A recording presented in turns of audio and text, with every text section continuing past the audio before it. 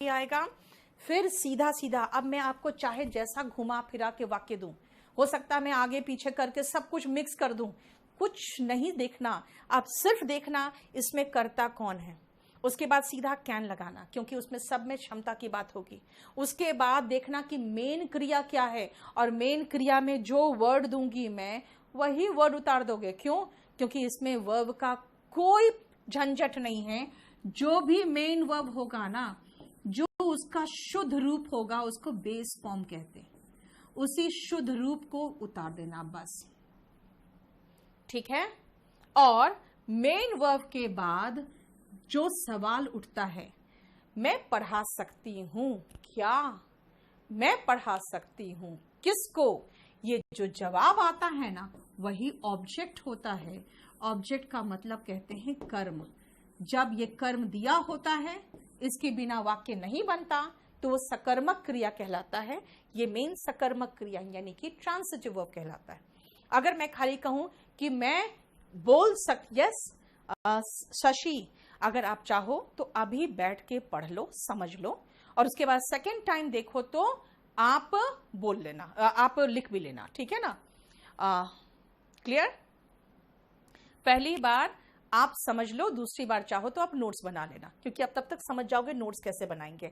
इसका मतलब है कुछ नहीं करना, सबसे पहले खोजना करने वाला कौन है, फिर देखना क्षमता वाली सेंटेंस है, फिर उसके बाद मेन जो वर्ब होगा उसका जो मूल रूप होगा वही लिख देना, और उसके बाद वो काम किस पर हुआ वो सीधा लिखोगे। ऑब्जेक्ट का मतलब क्या होता है? यही तो है, मैं पढ़ा सकती हूँ क्या, इंग्लिश। मैं पढ़ा सकती हूँ किसको, स्टूडेंट्स। क्या और किसको का जो जवाब होता है ना, वही तो ऑब्जेक्ट होता है, ठीक है। और टीच क्या है? मुख्य क्रिया है। कैन क्या है? मैं आपको सिर्फ यही कहूंगी बेटा, मैं आपको बहुत लंबा चौड़ा, बहुत कॉम्प्लिकेटेड सेंटेंसेस भी लेके आई हूं, लेकिन आपको सबसे पहले इस स्ट्रक्चर का ध्यान रखना पड़ेगा। क्लियर हो गया?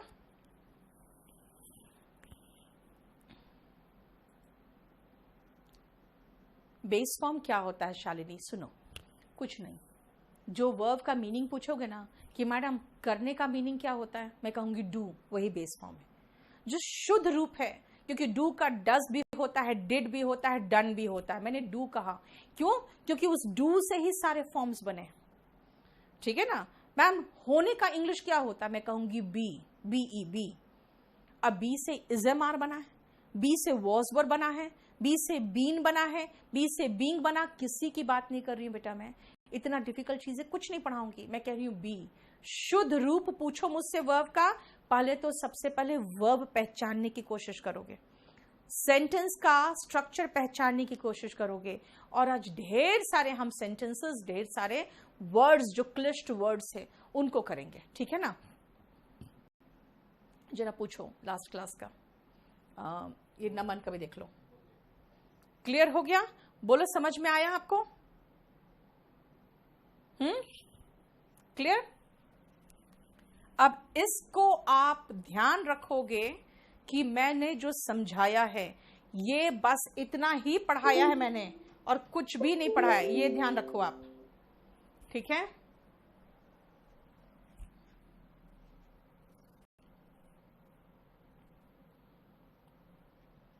चलिए,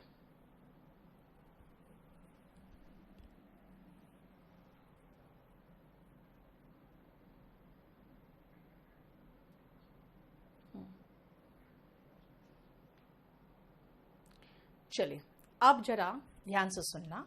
मैं जो सेंटेंसेस दे रही हूं आपको, थोड़ा सा डिफिकल्ट टाइप के सेंटेंसेस भी आगे हैं। पहले मैं आपको दिखा दूं क्या है। आज हम कोई भी व्यवसाय चुन सकते हैं, लोग किसी को भी वोट दे सकते हैं, शिक्षा हमारा उत्थान कर सकता है। उत्थान के वर्ड में फंसोगे आप, अभी बताऊंगी। सरकार राहत पैकेज का ऐलान कर सकती है, मतलब हम अगर ये कहेंगे किसी और के लिए की बात हो रही है। आगे आओ, सरकार किसी को की नागरिकता नहीं छीन सकती है, बच्चे और बुजुर्ग बाहर नहीं जा सकते हैं, हम अपनी शिकायत के निदान, देख रहे हो वर्ड निदान के लिए, कोर्ट जा सकते हैं। अब हम धर्म और जाति के आधार पर भेदभाव नहीं कर सकते हैं, ठीक है। 18 साल की उम्र की लड़की अपने जीवन साथी को चुन सकती है। हम प्रवासी मजदूर की समस्या समझ सकते हैं। जरा ध्यान से देखना, आप किसान और सब्र नहीं रख सकते हैं। लोग सिर्फ सरकार पर निर्भर नहीं रह सकते हैं। देख रहे हो सेंटेंसेस का स्ट्रक्चर, देखो। चीन सच नहीं छुपा सकता है। अब गरीब को अपने खाते में पैसे मिल सकते हैं।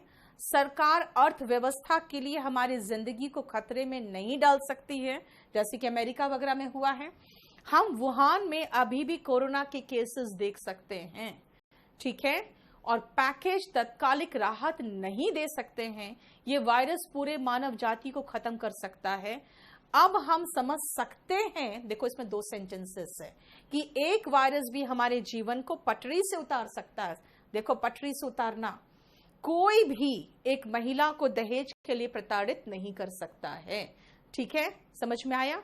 अब देखो ध्यान से, ऐसे बनाना है ना आपको इंग्लिश में, तो ऐसे बनाने के लिए पहले छोटे पैराग्राफ तो बनाने आना चाहिए ना, ठीक है ना।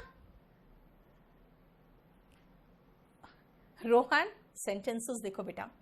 आज हम अपने अधिकार के लिए लड़ सकते हैं। अब कोई हमें हमारे अधिकार से वंचित नहीं कर सकता है। यानी कि अगर मैं इंपॉर्टेंस ऑफ कॉन्स्टिट्यूशन की बात करें, ठीक है ना, कि हमारे कॉन्स्टिट्यूशन ने हमें क्या दिया है, या हम राइट टू इक्वालिटी की बात करें, या हम चलो रिजर्वेशन में ही करना है, रिजर्वेशन के बारे में लिखना है, तो एक भूमिका तो बांधनी पड़ेगी ना उसका। तो वो देखो, हम कोई भी व्यवसाय चुन सकते हैं। कोई भी हमारा शोषण नहीं कर सकता है। कोई भी हमें अपमानित नहीं कर सकता है। हमारी जाति हमारे व्यवसाय को निर्धारित नहीं कर सकती है। सी द वर्ड, ठीक है ना। हम डॉक्टर, वैज्ञानिक या अफसर बन सकते हैं। कोई भी जाति सूचक या नस्ल सूचक शब्द का प्रयोग नहीं कर सकता। मैंने कर सकता है, कई बार हम नहीं भी लिखेंगे तो भी समझ जाना कि कर सकता है। इसके लिए उसे सजा मिल सकती है। हम अपने संविधान की खूबसूरती महसूस कर सकते हैं और हम अब एक सम्मानजनक जीवन जी सकते हैं।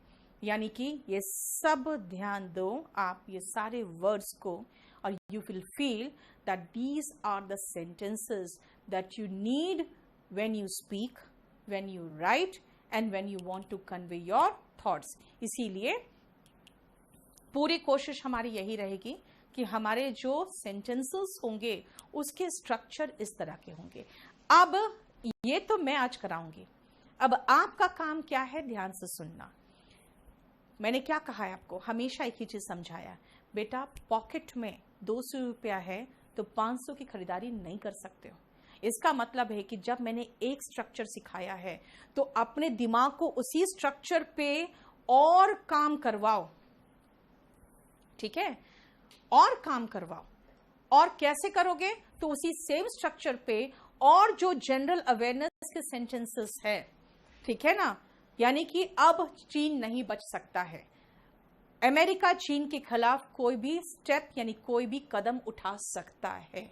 तो ये ध्यान रखना कि हम लेकिन अमेरिका का इस मामले में साथ नहीं दे सकते हैं, क्योंकि हम ऐसा करने से खतरा मोल सकते हैं। क्यों खतरा मोल सकते हैं? भाई चीन हमारा पड़ोसी है ना। कहते हैं कि क्या आप अपने दुश्मन चुन सकते हैं लेकिन पड़ोसी नहीं चुन सकते। आप अपने दोस्त चुन सकते हैं लेकिन पड़ोसी नहीं चुन सकते। इसीलिए वही मैंने कहा कि हम अपने दोस्त चुन सकते हैं लेकिन हम अपने पड़ोसी नहीं चुन सकते।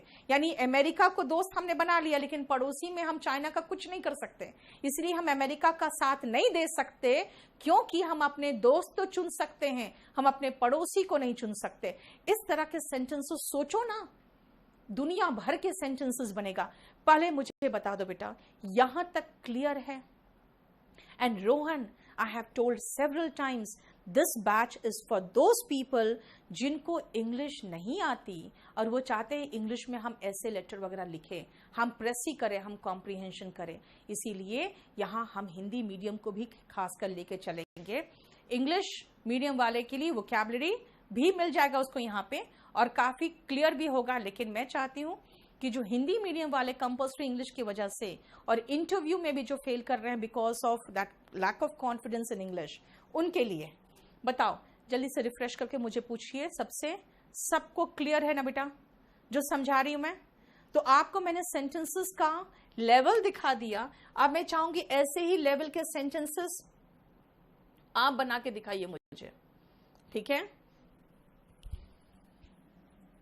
चलिए,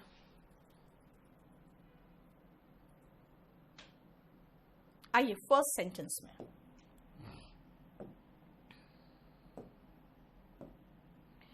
आज हम कोई भी व्यवसाय चुन सकते हैं। आज, टुडे। हम, तो हम लिखने के पहले कॉमा लगाना। क्यों? क्योंकि टुडे के साथ वो अटैच्ड नहीं है वर्ड। Today we can. अब देखो सब्जेक्ट पहले तो हम है, ठीक है? चुन सकते हैं, सकते हैं बता रहा है, प्रेजेंट की बात है, वी कैन। चुनना का इंग्लिश होता है चूज। चूज क्या?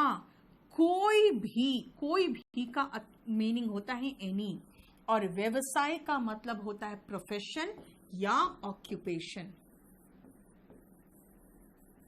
Today we can choose any occupation. Yes, the third world war can take place, can happen. ठीक है ना? क्लियर है सबका? आ जाओ, नेक्स्ट आओ। लोग किसी को भी, आप लोग अपना क्वेश्चंस लिख के छोड़ दो बेटा। लास्ट के 15 मिनट्स में मैं सारा क्वेश्चंस करूंगी, ठीक है? आप लोग के कोई भी तरह के सेंटेंस दिमाग में आ रहे हैं, आप लिख के छोड़ते जाओ। मैंने यही कहा ना, यहां पे क्या करना है, यहां पर सिर्फ दिमाग का खेल है। मेरे पास सिर्फ एक स्ट्रक्चर है आज, अब उसी स्ट्रक्चर में मैं आईएएस के लेवल के, जुडिशियरी के लेवल पे कैसे कैसे सेंटेंसेस बना सकती हूं, बस सोचो, बनाते चले जाओ। लोग किसी को भी वोट दे सकते हैं। लोग का इंग्लिश होता है पीपल। पर्सन्स मत बोलना, पर्सन्स का मतलब हो जाता है व्यक्तियों की बात कर रहे हैं। जैसे 5 लोग बैठे हैं तो 5 पर्सन्स आर सिटिंग, है ना? पीपल, किसी को भी वोट दे सकते हैं। People can. अब सुनो, अब यहां पे मैं आपको एक चीज बताती हूं। People can vote for anyone लगा सकते हो, क्योंकि vote for Congress and vote for BJP सुने हो ना, तो people can vote for anyone.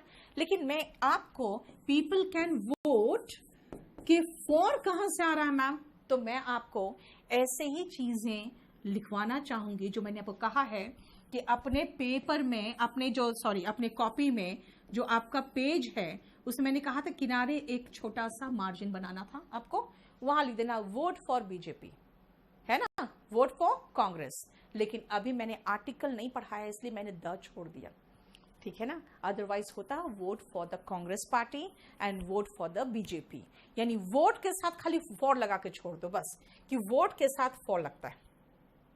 People can vote for anyone, लेकिन इसका थोड़ा और एक बेहतर स्ट्रक्चर दे दें।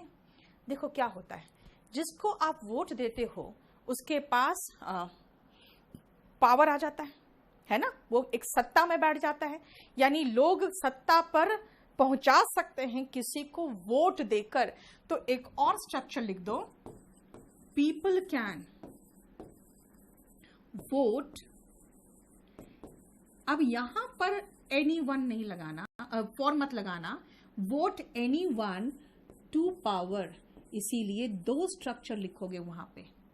वोट फॉर, है ना, यानी कि किसी के लिए वोट देना, और सत्ता पर काबिज करवाना तो वोट एनीवन टू पावर, ठीक है? 2 स्ट्रक्चर क्या कहा, वोट फॉर एनीवन और दूसरा vote anyone to power. Clear हो गया बेटा? वोट देना इज कास्ट अ वोट, है ना? लेकिन यहां पर मैंने कहा किसी को भी वोट दे सकते हैं। अगर मैं कहूंगी लोग वोट दे सकते हैं तब मैं कहूंगी कास्ट, तब वहां पर वोट देने के लिए कास्ट होगा।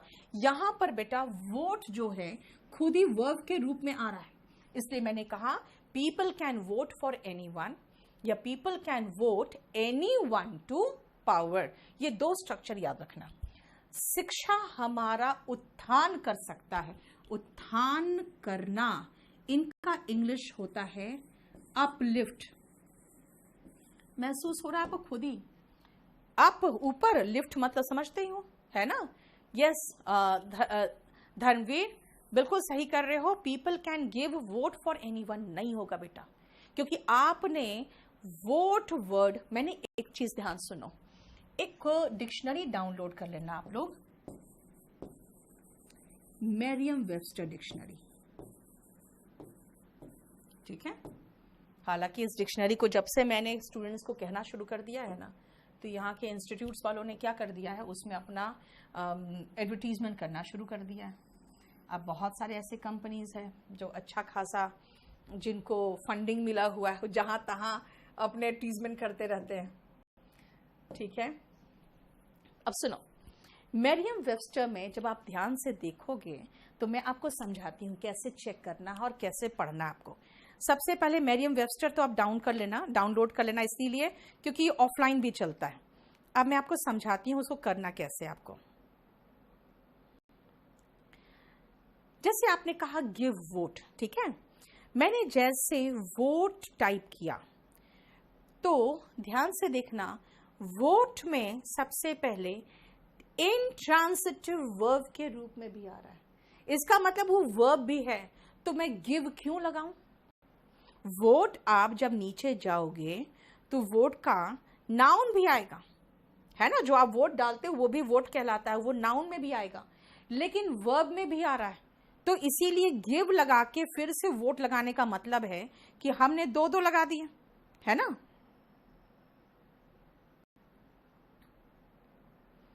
क्लियर? चलिए अब सुनो ध्यान से। उत्थान करना के इंग्लिश अपलिफ्ट है शिक्षा, यानी कि एजुकेशन। मैंने कहा था सब्जेक्ट के बाद सीधा कैन लगाओगे, क्यों? क्योंकि कर सकती है, सकता है, सकते हैं वाला केस है, और ये एबिलिटी बता रहा है बस। एजुकेशन कैन अपलिफ्ट कौन, किसको? हमारा उत्थान, ध्यान रखना, हम, ठीक है? प्रोनाउन है, ध्यान से सुनना। अगर वर्ब के पहले आएगा और वर्ब के बाद आएगा तो डिपेंड करता है कि वर्ब के पहले आएगा कि वर्ब के बाद आएगा, प्रोनाउन चेंज करता है। यहां पे देखो वर्ब के बाद आ रहा है, अगर वर्ब के बाद आता है तो वो अस होता है, वर्ब के पहले आता तो वी होता, वर्ब के बाद आता तो देम होता, वर्ब के पहले आएगा तो दे होगा, है ना? पहले आया तो आई होगा, बाद में आएगा तो मी होगा, ठीक है ना? पहले आएगा तो ही होगा, बाद में आएगा तो हिम होगा। क्लियर? पहले आएगा तो शी होगा, बाद में आएगा तो हर होगा, और यू और इट वो तो दोनों तरफ सेम रहता है, ठीक है? यू और इट। अब आते हैं, देखो ध्यान से, एजुकेशन कैन अपलिफ्ट किसको? हमें। हमें मतलब वर्ब के बाद आ रहा है, अपलिफ्ट अस, ठीक है? I can vote for the BJP in the next election. Very good, हटाओ उसको, ठीक है? पर्सन चिरंजीत इसलिए नहीं होगा क्योंकि पर्सन का मतलब व्यक्ति होता है, ठीक है? ये जरा रविकांत का प्रॉब्लम देख लो क्या है। People can vote for anyone, Trilok, मैंने इसलिए तो कहा ना आपको, क्या कहा कि प्लीज जो प्रेपोजिशन लिखवाते जा रहे हो ना, किनारे अपना नोट्स किनारे छोटा छोटा जो पॉइंट्स है वो बनाते चले जाओ, ठीक है? क्योंकि उस छोटे से चीज के लिए हम पूरा 15 घंटे का चैप्टर अभी नहीं पढ़ेंगे। इस क्लास में, इस बैच में लिखना सीखना है आपको, है ना? ध्यान रखो। चलो, क्लियर हो गया?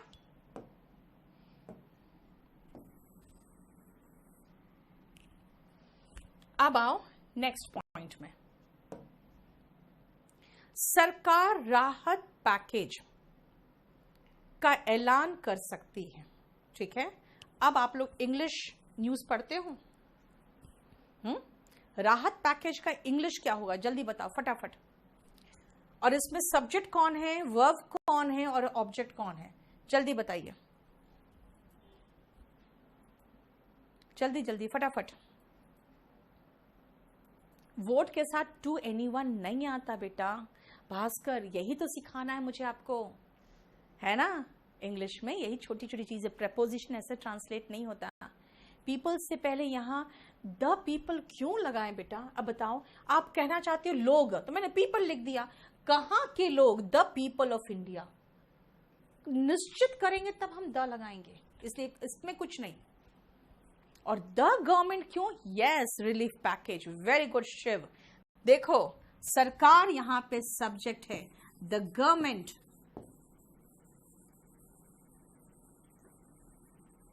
कर सकती है, कैन। अब ऐलान, ऐलान का इंग्लिश क्या लिखा है? वेरी गुड शिव, बहुत अच्छा वर्ड लिखे हो आप, अनाउंस। जब भी कोई चीज ऐलान करते हो ना, तो अनाउंस करते हो, है ना। अनाउंस क्या? राहत पैकेज, इसका इंग्लिश होता है रिलीफ पैकेज। Very good. और कहोगे मैम का कहां गया? बेटा मैंने कब कहा कि ट्रांसलेशन प्रेपोजिशन का भी होता है? भाई मैंने ट्रांसलेशन से पूरा सेंटेंस बनाना सिखा दिया, क्या काफी नहीं है? प्रेपोजिशन का ट्रांसलेशन वैसे नहीं होता है जैसे आप लोग कर देते हो। सरकार सब्जेक्ट है, कैन लगाया क्योंकि एबिलिटी बता रहा है। कैन के बाद मुझे वर्ब चाहिए, तो ऐलान का वर्ब लिख दिया मैंने। अनाउंस क्या? Object, relief package. ठीक है, क्लियर हो गया? ओके, अब मैं आगे चलूं।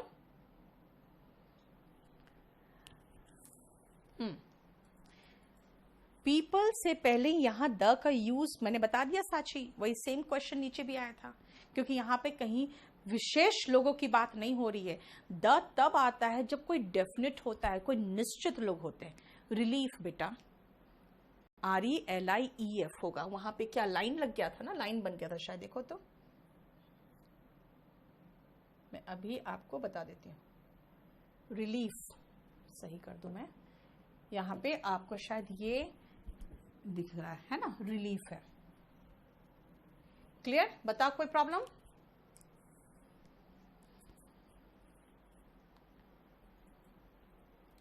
प्रियंकर अभी रुको, जो आपका कंपल्सरी इंग्लिश में मैंने एक दिन कहा है कि एक दिन मैं आपको द हिंदू भी कराऊंगी, है ना, वीक में एक दिन, तो वो मैं कराने का तरीका, क्योंकि उसमें एडिटोरियल इज इंपॉर्टेंट, वो मैं आपको क्लास में कराऊंगी।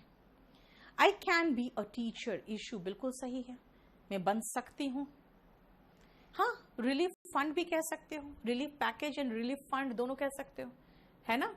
चलो, सरकार किसी की नागरिकता नहीं छीन सकती है। सरकार, ये सरकार हमारे पास डेफिनेट सरकार है भाई, एक ही सरकार है, द गवर्नमेंट, क्योंकि हम सेंट्रल गवर्नमेंट की बात कर रहे हैं, है ना। द गवर्नमेंट नहीं कर सकती है, ध्यान रखना, कैन नॉट एक साथ लिखना। कई बार आप लोग सोचते हो ना कि कुड के साथ नॉट अलग लिखाता है, तो कैन के साथ भी नॉट अलग कर देते हो, कैन नॉट एक साथ होता है, ध्यान रखना, ठीक है। कैन नॉट एक साथ होता है। द गवर्नमेंट कैन नॉट क्या? बताओ बताओ, छीनना का इंग्लिश क्या होगा? जल्दी बताओ। Yes Rashmita, very good. Can not take away anyone's citizenship. yes, और कोई और word? Any other word?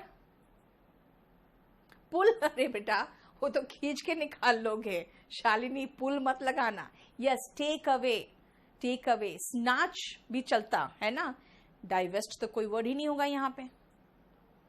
Snatch, very good आशीष। यस, चलो, टेक बैक का मतलब ये होता है ना भास्कर, दिया और ले लिया, वो नहीं है, हमें दिया नहीं है, हमारे पास तो है पहले से, ठीक है ना। The government can not take away, take away का मतलब लिखो वापस ले लेना या छीन लेना। टेक अवे ले लेना या छीन लेना, ठीक है ना। The government can not take away क्या? किसी का, एनी वंस या वंस, कुछ भी लगा सकते हो, या तो वंस लगा दो या एनी वंस लगा दो। अब बोलोगे मैम ये एपोस्ट्रोफी एस क्यों आया? तो अभी बताती हूं।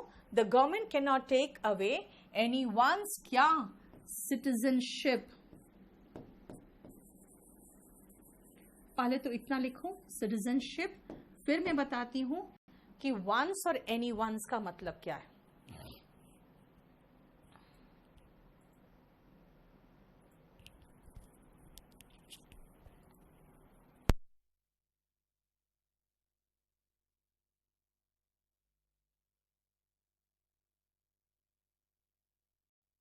ओके, चलो सुनो ध्यान से। The government can not take away one's citizenship या एनी वंस सिटीजनशिप। अब अपने कॉपी के कोने में जहां मैंने जगह बताया था आपको वहां पे लिख लेना किसी का, ये जो किसी का, ये जो का है ना, ये का अधिकार बताता है, अधिकार बताता है। अगर किसी का इंग्लिश लिखोगे तो एनी वंस या one apostrophe s, anyone's apostrophe s, Ram का, राम्स एपोस्ट्रोफी एस, है ना। इसका भी अच्छा खासा पोर्शन है नाउन में, बाद में देखेंगे। 4 फीट तो बेटा होता है जब्त करना, दीपक 4 फीट का मतलब जब्त करना। एनी वन, एनीबडी, कुछ भी लगा दो, सिवेश, दोनों चलेगा। The government can not take away anybody's relationship, ये सिटीजनशिप भी कह सकते हो या एनी वंस सिटीजनशिप कह सकते हो। ठीक है, क्लियर हो गया? बताओ कोई प्रॉब्लम यहां तक?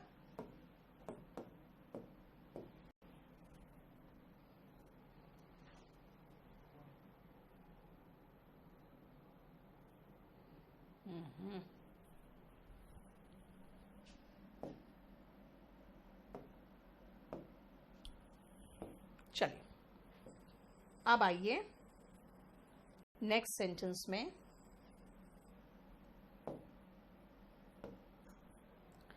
बच्चे और बुजुर्ग बाहर नहीं जा सकते हैं। बच्चे, किसके बच्चे या कौन से बच्चे, उसकी बात ही नहीं हो रही है, सीधा चिल्ड्रेन। एंड बुजुर्ग, बुजुर्ग के लिए ओल्ड पीपल चलता है, लेकिन टेक बैक, टेक बैक का मतलब राजीव ये हो जाता है कि वापस ले लेना। हमें सरकार ने दी होती तो वापस ले लेती तो टेक बैक होता। ठीक है, ओल्ड पीपल होगा बेटा, ओल्ड खाली नहीं चलेगा, ओल्ड पीपल होगा। लेकिन अगर आप चाहो तो थोड़ा सम्मानजनक वर्ड यूज कर सकते हैं, सीनियर सिटीजन्स। या तो ओल्ड पीपल लिख दो या तो सीनियर सिटीजन्स लगा दो। चिल्ड्रन एंड सीनियर सिटीजन्स एक नहीं है, अनेक सिटीजन्स की बात हो रही है। चाइल्ड का प्लूरल क्या होता है? चिल्ड्रन होता है ना। चाइल्ड का प्लूरल चिल्ड्रन होता है। तो हमें क्या लगाना है? हमें यहां पे एक बच्चा नहीं है, बहुत सारे बच्चे हैं, तो चाइल्ड का प्लूरल चिल्ड्रन है और सिटीजन का प्लूरल सिटीजन्स है। बाहर नहीं जा सकते हैं, कैन नॉट गो आउट। ठीक है, कैन नॉट गो आउट।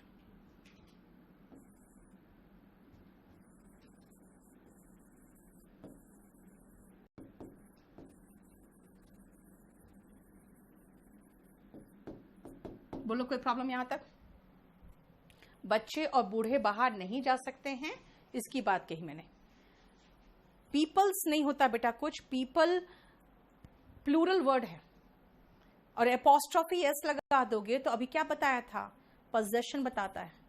लोगों का, तब पीपल एपोस्ट्रोफी एस लगाओगे। राम का घर, तो राम से एपोस्ट्रोफी एस हाउस हो जाएगा। एपोस्ट्रोफी एस प्लूरल बनाने के लिए इस्तेमाल हम लोग इक्का दुक्का जगह पे होता है, वो भी मैं बाद में एक्सेप्शन में पढ़ाऊंगी।